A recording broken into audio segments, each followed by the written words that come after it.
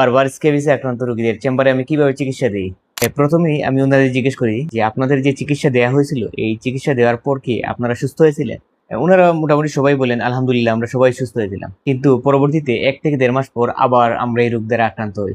তখন আমি ওনাদের বলি তাহলে তো আলহামদুলিল্লাহ আপনাদের ওষুধ তো কাজ করছে। ওনারা সবাই বলে আলহামদুলিল্লাহ হ্যাঁ কাজ করছে। তাহলে এই জিনিসটা দ্বারা আমরা বুঝতে পারি যে ওষুধ কিন্তু আমাদের কাজ করতেছে।